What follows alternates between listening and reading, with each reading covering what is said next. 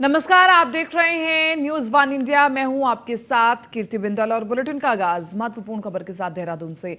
बेरोजगार छात्र संगठन के आंदोलन का ये पूरा मामला आपको बता रहे हैं, जहां पर कोर्ट ने 13 लोगों के जमानत याचिका पत्र में 6 की जमानत मंजूर कर दी है।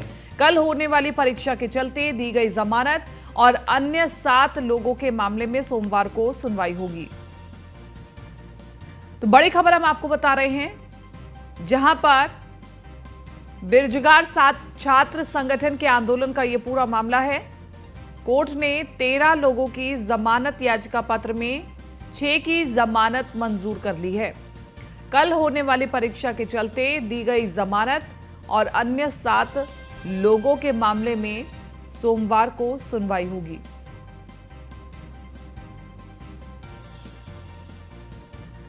बेरोजगार छात्र संगठन का यह पूरा मामला, जहां पर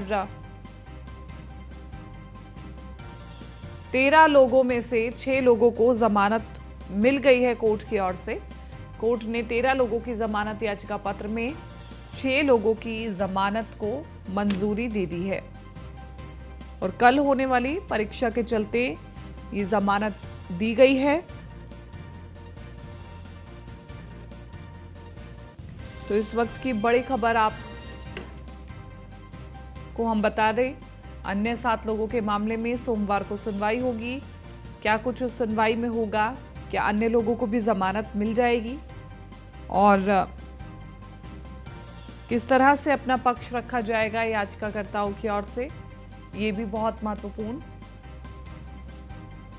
तो कल होने वाली परीक्षा के चलते जमानत दी गई है 6 लोगों को। बाकी के लोगों के लिए सुनवाई सोमवार को होगी। कोर्ट ने 13 लोगों की जमानत याचिका पत्र में 6 लोगों की जमानत की मंजूरी दे दी है।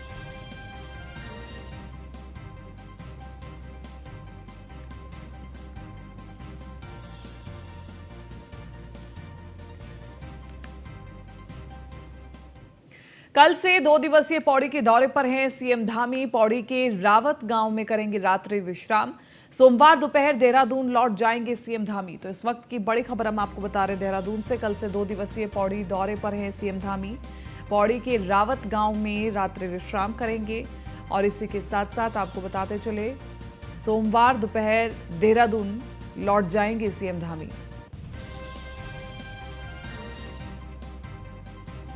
तो बड़ी खबर आपको बता रहे हैं, मुख्यमंत्री पुष्कर धामी अपने 2 दिवसीय दौरे पर हैं पौड़ी के, और पौड़ी के रावत गांव में रात्रि विश्राम करेंगे मुख्यमंत्री। सोमवार दोपहर देहरादून लौट जाएंगे सीएम धामी।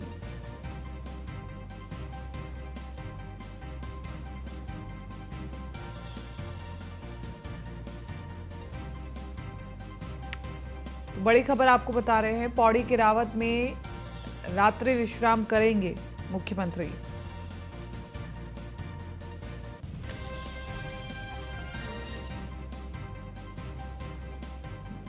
देहरादून की सड़कों पर जबरदस्त हंगामे और प्रदर्शन के बाद थोड़ा शांत हुए माहौल के बीच अपनी मांगों को लेकर शनिवार को बेरोजगार संघ के प्रतिनिधि मुख्यमंत्री धामी से मिले।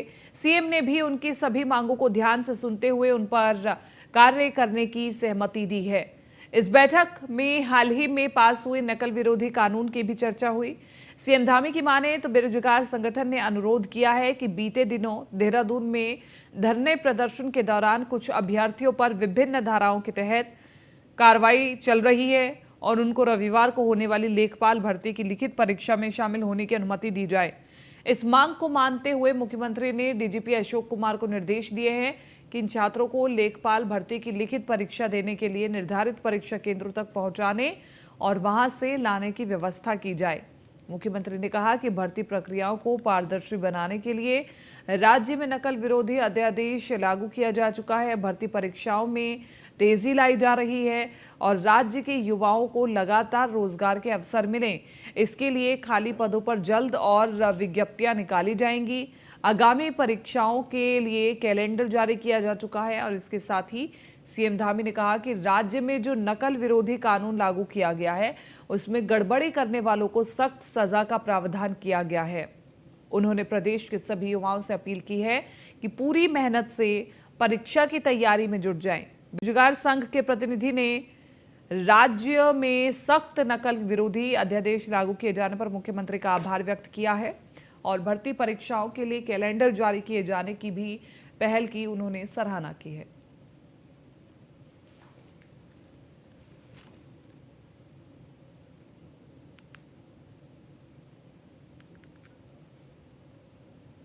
बेरोजगार संघ की कुछ मांगे राज्य सरकार ने मानी है। हाईकोर्ट के जज की निगरानी में पटवारी पेपर लीक की एसआईटी जांच होगी और बेरोजगार संघ के अध्यक्ष बॉबी पवार को सरकार रिहा करेगी। पेपर लीक की सीबीआई जांच नहीं होगी और हाईकोर्ट कह चुका है जांच सही हो रही है। यूकेपीएससी की पटवारी भर्ती परीक्षा का नया प्रश्न पत्र बनाया गया है। उत्तराखंड में सख्त नकल विरोधी अध्यादेश लागू हुआ। राज्य लोक सेवा आयोग ने परीक्षा नियंत्रक को हटाया है। तो बड़ी खबर हम आपको बता रहे हैं, उत्तराखंड में सख्त नकल विरोधी अध्यादेश लागू हुआ तो इसकी सराहना भी की जा रही है। राज्य लोक सेवा आयोग के परीक्षा नियंत्रक को हटाया गया। बेरोजगारी संघ की कुछ मांगे तो सरकार ने मान ली हैं और इसी के साथ साथ हाईकोर्ट के जज की निगरानी में पटवारी पेपर लीक की एसआईटी जांच होगी। चूंकि हाईकोर्ट ये कह चुका है कि सीबीआई जांच नहीं होगी, जिस दिशा में अभी जांच चल रही है वो सही है। देहरादून में आंदोलनरत बेरोजगार संगठन के पदाधिकारी सरकार द्वारा लिए गए निर्णय से सहमत नहीं हैं। युवा मांग कर रहे हैं कि उनके संगठन के प्रदेश अध्यक्ष बॉबी पवार को बिना देर किए रिहा किया जाए, पटवारी प्रस्तावित परीक्षा निरस्त किए जाए और लोक सेवा आयोग की सीबीआई जांच कराई जाए। शहीद स्थल पर धरने पर बैठे छात्रों से खास बातचीत की है हमारे विशेष संवाददाता सुदीप जैन ने। उत्तराखंड की राजधानी देहरादून में बेरोजगार संघ के जो छात्र हैं, जो युवा संगठन के लोग हैं, इनका आंदोलन आज चौथे दिन भी जारी है। हालांकि सरकार कह रही है इनकी कई मांगे हमने मान ली हैं। पेपर कैंसिल करने पर निर्णय नहीं हो सकता क्योंकि पेपर में बहुत बड़ी संख्या में भर्ती अपीयर होने जा रहे हैं। हमारे साथ कुछ युवा हैं, इनसे बातचीत करते हैं। सरकार कह रही है हमने आपकी कई मांगे मान ली हैं और अब युवाओं की जो मांग थी वो पूरी हो चुकी है। क्या कहेंगे, आपको लगता है सरकार ने मांग पूरी कर दी? जो हमारी मांगे थी वो इसमें से तो एक भी मांग पूरी नहीं हुई है। हमारी मांग है बॉबी पवार की रिहाई, सिर्फ और सिर्फ बॉबी पवार की रिहाई। उसके बाद हमारी जो भी क्रिया होगी वो उनके द्वारा संचालित की जाएगी। तब तक हमारा कुछ भी निर्णय नहीं है। हम सब एकत्रित हुए हैं, उनके जब तक वो हमारे सामने नहीं आएंगे हमारा कोई डिसीजन नहीं है। वो सरकार कह रही है कहने दो, जब तक हमारी तरफ से कुछ निर्णय नहीं आया सरकार कौन होती है बोलने वाली। हमारी एक भी बात नहीं मानी गई अभी तक। पटवारी परीक्षा होने जा रही होगी, अब कल है, उन्होंने कुछ नहीं किया उसमें। अब जो भी होगा देखा जाएगा। पहले हमारा अध्यक्ष बाहर होना चाहिए, जिसकी रिहाई सबसे जरूरी है। और ये लोग बस कल से ऐसी गुमराह कर रहे हैं कि रिहा कर रहे हैं और ये टाइम हो गया, अभी तो कुछ कार्रवाई नहीं की गई है।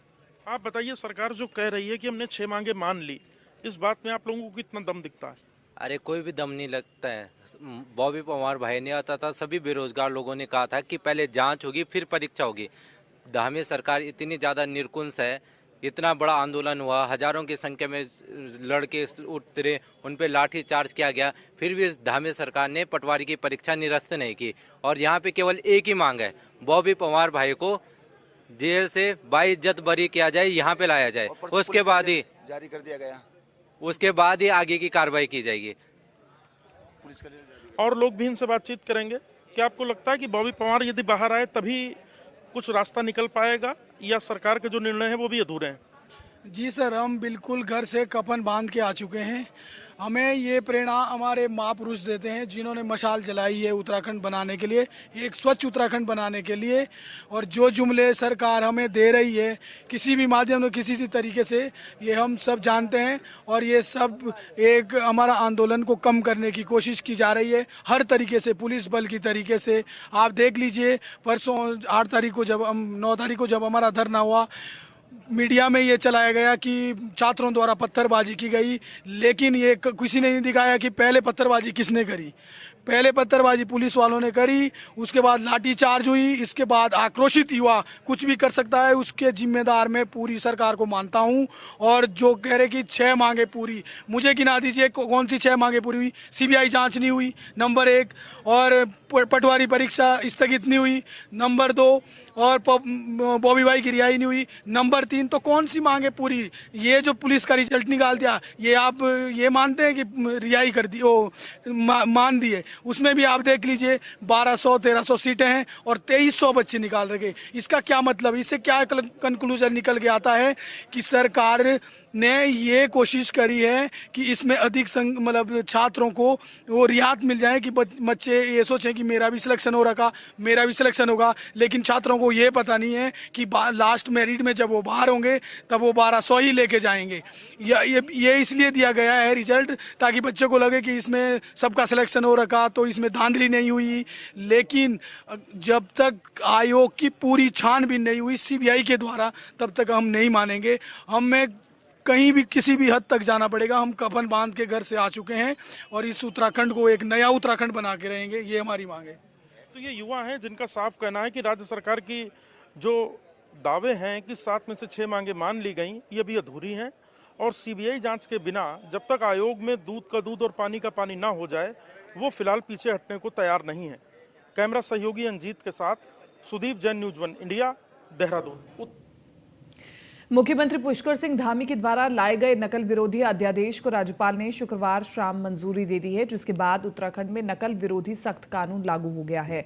बीजेपी प्रदेश अध्यक्ष महेंद्र भट्ट ने राज्य सरकार को बधाई देते हुए कहा कि इस कानून में कड़ी सजा का प्रावधान किया गया है। अब कोई भी नकल माफिया नकल कराने की जरूरत नहीं कर सकेगा। वहीं कांग्रेस नेता इस अध्यादेश के लागू होने पर संतुष्ट नजर नहीं आ रहे हैं।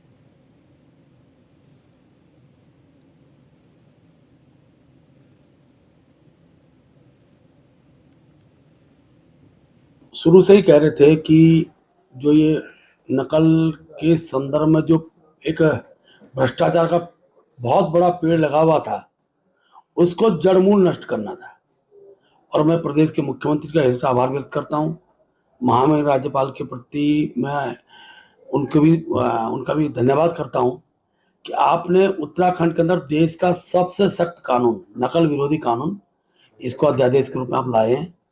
और आज मैं कह सकता हूँ कि नज़ीर पेश हुई है। उत्तराखंड के युवाओं को के अंदर एक विश्वास खड़ा हुआ है और मैं कह सकता हूँ इसके बाद इस प्रकार की कल्पना भी कोई व्यक्ति नहीं करेगा कि चाहे परीक्षा के अंदर नकल कराने का विषय हो, नकल करने का विषय हो, दोनों के लिए दंडनीय अपराध बड़े कठोर उसमें दंड तय हुए हैं। शुरू ये कहलवा दो कि हमारी मांग मान ली गई है तो मान लेंगे। सेवारत कर्मचारी हैं उनमें से कुछ, उनकी हिम्मत है कि मुख्यमंत्री जी के सामने ये कह दें जो है उनके बाद नौकरी वो भी खो दें। देखिए, सीबीआई जांच से सरकार क्यों डर रही है? कौन सी ऐसी ताकत है जिसके आगे पूरी भारतीय जनता पार्टी की सरकार नतमस्तक हो गई है? पूरे प्रदेश का युवा, पूरे प्रदेश का आवाम एक मांग कर रहा है कि भर्ती घोटालों की सीबीआई जांच हो। तो सरकार किसे बचाना चाह रही है? सरकार के पीछे कौन सी ऐसी ताकत है जिसे बचाने के लिए पूरी सरकार उसके चरणों में पूरे प्रदेश के युवाओं को की अनदेखी कर रही है, प्रदेश के आवाम की अनदेखी कर रही है और सीबीआई के लिए मना कर रही है? एक बिल्डर की सीबीआई करा देती है, लेकिन प्रदेश के हजारों हजार युवा, प्रदेश का पूरा आवाम ये कह रहा है कि भर्ती घोटालों की सीबीआई जांच हो, ये भर्ती घोटाला जैसी बीमारी जड़ से खत्म हो। लेकिन सरकार मानने को तैयार नहीं। तो साफ साफ दिखाई दे रहा है कि सरकार की पूर्ण संलिप्तता आयोगों के साथ है, वो उनकी हिस्सेदारी बटी हुई है। विधानसभा अध्यक्ष रितु खंडूरी का कहना है कि उत्तराखंड के छात्र अपनी मांगों को लेकर धरने पर बैठे हुए थे, मगर कुछ अराजक तत्वों ने धरने में शामिल होकर माहौल खराब करने का प्रयास किया। उनके द्वारा पत्थरबाजी की गई। स्पीकर ने कहा कि भारत लोकतांत्रिक देश है और इसमें हर व्यक्ति को अपनी बात कहने का अधिकार है। इस मामले पर उत्तराखंड सरकार जांच कर सच्चाई सामने लाने की कार्य करेगा।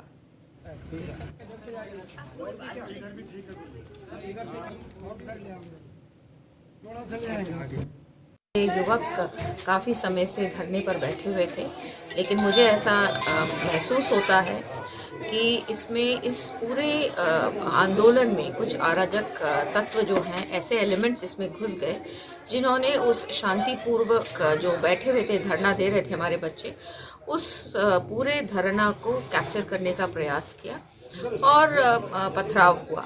लोकतांत्रिक देश है, डेमोक्रेटिक कंट्री है, इसमें हर व्यक्ति को अपना वक्तव्य रखने के लिए, अपनी बात रखने के लिए आज़ादी है, और वही हमारे बच्चे कर रहे थे।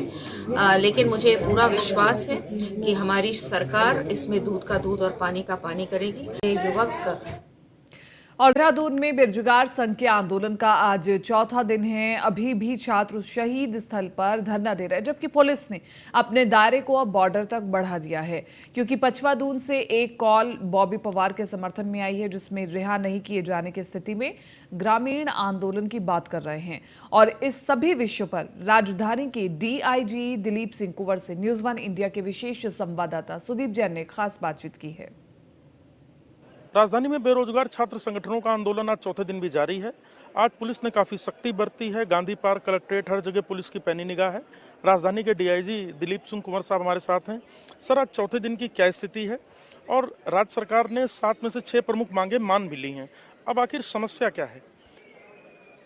कल डीएम और हम लोगों ने इन लोगों से बात, इनके जो प्रतिनिधि आए थे उनसे वार्ता हो गई है। इनकी लगभग सारे मांगे जो जिनको मतलब शासन स्तर पर मान लिया गया है, वो उनको बारे में हमने डिटेल में उनसे वार्ता की, उनको बताया गया है। कुछ इश्यूज ऐसे थे जैसे जो सब्जुडिस वाले मामले हैं, उसमें हम कुछ कमेंट नहीं कर सकते हैं, यहाँ कमेंट करना भी ठीक नहीं है। लेकिन उसका भी जो है कुछ रास्ता निकालने का प्रयास ये लोग कर रहे हैं 12 से वाले। बाकी परीक्षा डिफर वाला मामला था, तो उसमें भी क्योंकि एक व्यापक हित वाला प्रश्न था, तो उसको उसमें किसी प्रकार कोई डिफर नहीं हो रहा, एग्ज़ाम कल होने वाला है। इनके सब लोग संतुष्ट हैं, लेकिन ये बच्चे भी संतुष्ट थे, कल ये भी निकलने वाले थे, लेकिन कुछ लोग बीच में घुस करके कुछ इशू पर अनावश्यक उनको भ्रमित करके ये लोग बैठ गए हैं। इनके लगभग 70% लड़के निकल गए हैं। 30% यहाँ जो जौनसर बाबरकिल हैं, वो कुछ कन्फ्यूजन है, उन कन्फ्यूजन को हम बैठ करके दूर कर रहे हैं और होपफुली ये दिन तक यहाँ से उठ जाएंगे। सर, जौनसार क्षेत्र से एक पोस्ट आई थी कि यदि बॉबी पवार रिहा नहीं हुए तो हम सब लोग आ रहे हैं। हालांकि बाद में एक और पोस्ट आई जिसमें मना किया गया, तो ये क्या था? इसको आप लोग कैसे देखते हैं? नहीं, ये कुछ 2-3 लोगों ने कुछ पोस्ट की थी और हमने उसकी इंक्वायरी करी। संबंधित व्यक्ति से बात भी हो गई है, नौजवान लड़के हैं, तो उनसे बात होगी, उन्होंने अपना विड्रॉ कर लिया है। उन्होंने अब गलती कबूल करते हुए उसमें फिर जो है पोस्ट किया है और वहाँ पर हमारी नज़र भी है, लेकिन मेरे हिसाब से वहाँ से कोई इस प्रकरणों को लेकर के नहीं आ रहे हैं। इतना अवश्य है कि बच्चे एग्ज़ाम के लिए आ रहे हैं, जौनसार से भी आ रहे हैं, आपके अलग अलग जनपदों से जिनका कल एग्ज़ाम है वो बच्चे आ रहे हैं। सर, क्या लगता है कि बॉबी पवार की कह रहे हैं तत्काल रिहाई हो, उनके खिलाफ मुकदमा है, ये कानूनी प्रक्रिया, ये कितना आसान है? बॉबी पवार का जो मामला है वो सब जुडिस है और उस पर मेरे स्तर से, इस स्तर से कमेंट करना ठीक नहीं है। लेकिन ये सक्षम न्यायालय के विचाराधीन मामला चल रहा है और आज और कल रिमांड में इनका यहाँ बैठता है, तो जब वो एक प्रॉपर जब कोर्ट बैठेगी और क्योंकि मामला इसमें, तब उसके बाद वो डिसाइड करेंगे जो भी है वो विवेचनाधीन मामला चल रहा है, तो इसमें अभी मेरे से इस तरह से कोई कमेंट करना ठीक नहीं है। सर, एक स्ट्रेटजिकल चेंज भी आप लोगों ने किया।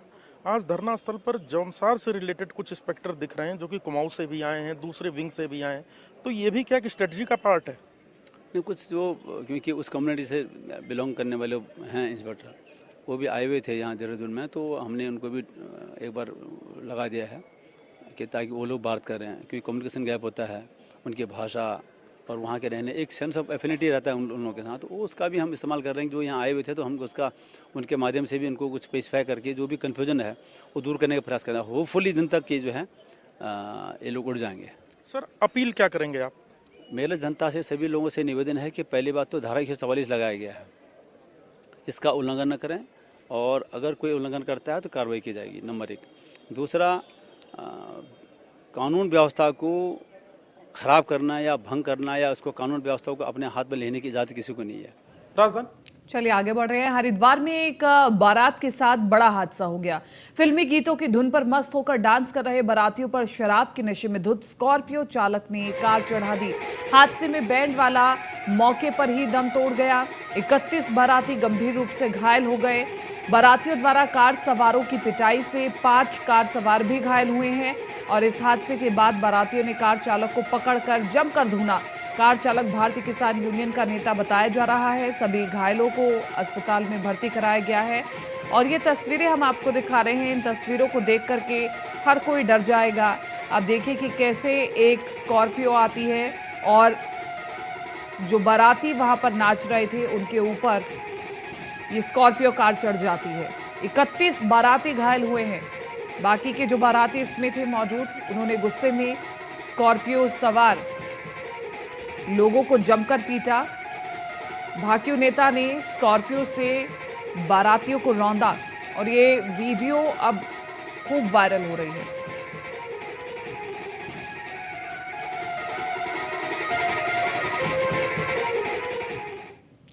चलिए आगे बढ़ रहे हैं। पंडित दीनदयाल उपाध्याय की पुण्यतिथि के अवसर पर कैबिनेट मंत्री गणेश जोशी ने गढ़ी कैंट स्थित डकरा क्षेत्र में गोष्ठी कार्यक्रम का आयोजन किया। इस अवसर पर पंडित दीनदयाल के जीवन से जुड़े अहम बिंदुओं पर चर्चा की गई और साथ ही कैबिनेट मंत्री गणेश जोशी ने उन्हें श्रद्धांजलि भी अर्पित की।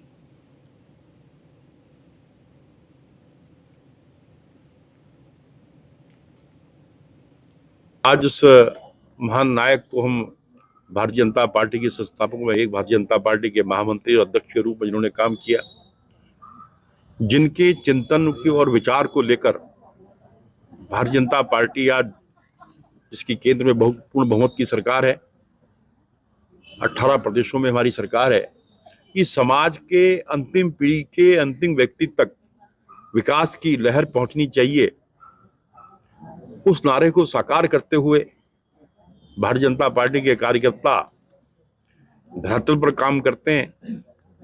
यही कारण है कि इस विचार के कारण भारतीय जनता पार्टी विश्व की नंबर 1 पार्टी बन गई है। आज उस जनसंघ के संस्थापक बीजेपी के प्रणेता पंडित दीनदयाल उपाध्याय की पुण्यतिथि के मौके पर बीजेपी प्रदेश कार्यालय में श्रद्धांजलि सभा के रूप में विचार गोष्ठी का आयोजन किया गया, जिसमें प्रदेश अध्यक्ष महेंद्र भट्ट समेत तमाम वरिष्ठ नेताओं ने अपने अपने विचार व्यक्त किए। वहीं मीडिया से बात करते हुए प्रदेश अध्यक्ष महेंद्र भट्ट ने कहा, पंडित दीनदयाल उपाध्याय भारतीय जनता पार्टी के आदर्श पुरुष रहे, जनसंघ के लंबे समय तक महामंत्री रहे। उनकी पुण्यतिथि को निर्माण दिवस के रूप में हम सभी लोग मना रहे हैं। उनके विचारों को जन जन तक पहुंचाने के उद्देश्य से हम लोग अपने बूथ स्तर तक कार्यक्रमों का आयोजन करेंगे। देखिए, पंडित दीनदयाल उपाध्याय भारतीय जनता पार्टी के आदर्श पुरुषों में रहे, जनसंघ के लंबे समय तक महामंत्री रहे, अध्यक्ष के नाते कार्यकाल मात्र 43 दिन का रहा। आज उनका निर्माण दिवस है और पार्टी के कार्यकर्ता प्रत्येक बूथ पर आज से संबंध दिवस का कार्यक्रम के रूप में हम इसको लेते हैं। कार्यकर्ता दीनदयाल के विचारों को, खासतौर पर अंत्योदय का विचारों, गरीबों के बीच में काम करने का विचारों और गरीबों की चिंता करने का विचारों, अंतिम पंक्ति पर खड़े व्यक्ति को समान दृष्टिकोण से आगे लाने का जो विचार है, वो जो समाज के अंदर दिया है, जिस पर नरेंद्र भाई मोदी जी आज काम कर रहे हैं, उस विषय के प्रेरणा दीनदयाल जी के इस कार्यक्रम, आज के कार्यक्रम में हम सब लोग अपने श्रद्धासुमन को अर्पित कर रहे हैं। फिलहाल इस बुलेटिन में मेरे साथ इतना ही, लेकिन आप बने रहिए न्यूज़ 1 इंडिया के साथ।